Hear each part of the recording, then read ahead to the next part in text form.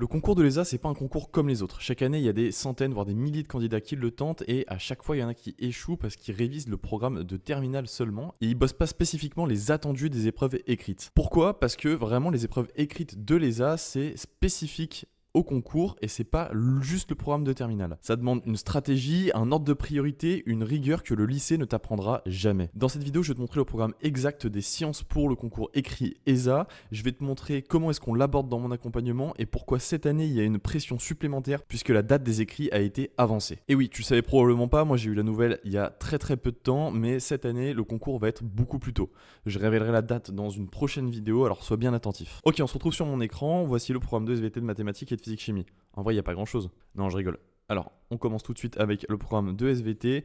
La première partie, la Terre, la vie et l'organisation du vivant. Un peu de génétique et d'évolution, vous connaissez, je ne vais pas vous lire tous les chapitres, la vidéo elle va être assez rapide de toute façon.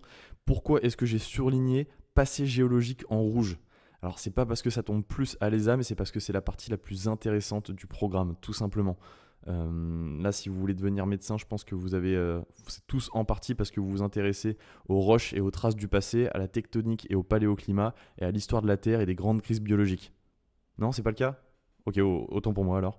Deuxième grande partie, c'est les enjeux planétaires contemporains. Là, on retrouve pas mal de la plante sauvage à la plante domestiquée, les climats de la Terre. Vous pourrez faire pause à tout moment de la vidéo pour noter les différents chapitres, il n'y a pas de souci. Troisième partie de l'ASVT, c'est le corps humain et la santé. Ah oui, j'ai oublié de préciser, à chaque fois je vous mettrai une plateforme sur laquelle vous pouvez retrouver des cours qui traitent justement de ces différents chapitres. Donc pour l'ASVT, je récapitule, la Terre, la vie, l'organisation du vivant, enjeux planétaires contemporains, corps humain et santé, et vous pouvez bosser ça sur School Move. Voilà, rien à dire de particulier sur la SVT, on passe tout de suite au programme de mathématiques. Alors là, je l'ai mis de manière assez directe. Sachant que le concours a été avancé, peut-être que des chapitres vont être enlevés, mais pour l'instant, c'est fonctions de référence, études de fonctions, dérivation convexité, équations différentielles et primitives, on adore. C'était mon chapitre préféré quand j'étais en terminale et en prépa.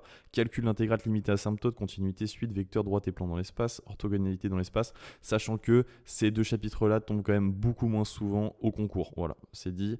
Combinatoire et loi de dénombrement, loi binomiale et... Ah pardon, janvier, tac. Ça n'y est pas. Loi binomiale et loi des grands nombres, la probabilité, ça tombe souvent au concours.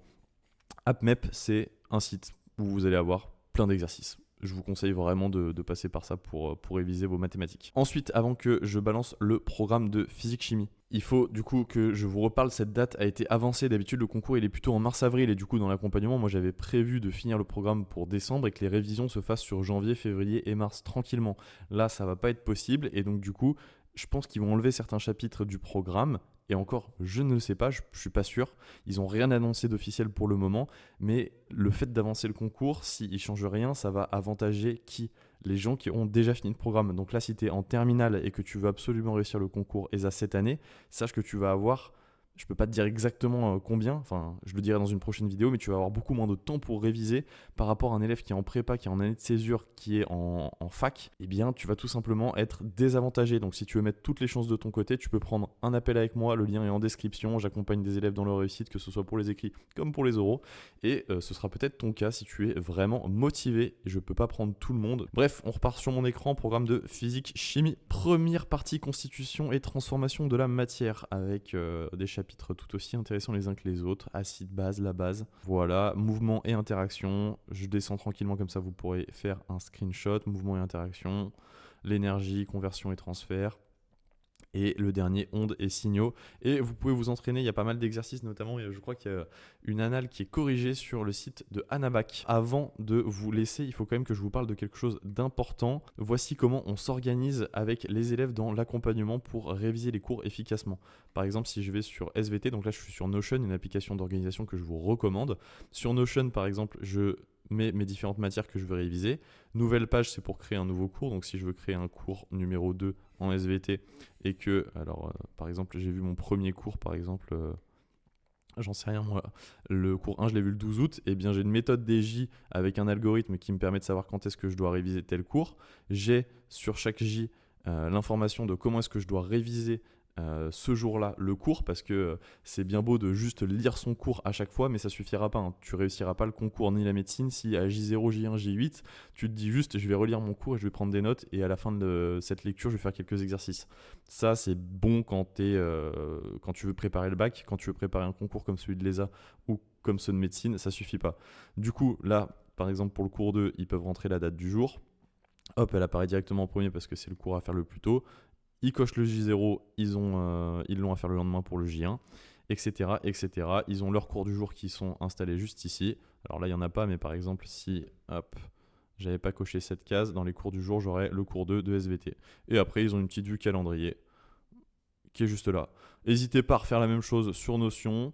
Il faut un petit algorithme pour faire la méthode DJ, mais ça se retrouve quand même assez facilement. Et puis vous pouvez mettre toutes vos matières ici, que ce soit pour la médecine ou pour le concours, c'est hyper utile et ça permet vraiment de réviser ces cours efficacement.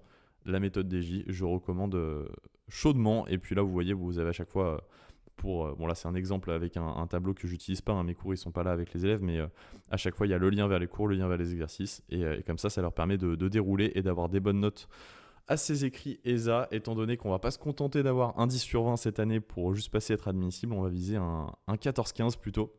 Et c'est avec cette méthode-là qu'on l'aura, d'autant plus que pour ceux qui ne sont pas préparés, comme le concours est beaucoup plus tôt, ça va vraiment désavantager ceux qui s'y prennent au dernier moment, qui le font tout seuls et qui sont simplement juste en terminale. Donc si c'est ton cas, n'hésite pas, tu prends un appel, c'est en description avec moi. On en discute. Si c'est pas fait pour toi, si tu penses que ça te correspond pas, tu me le dis, il n'y a pas de souci. Je suis à l'écoute. Je vous dis à demain pour une prochaine vidéo. C'était Maxence. Ciao, ciao.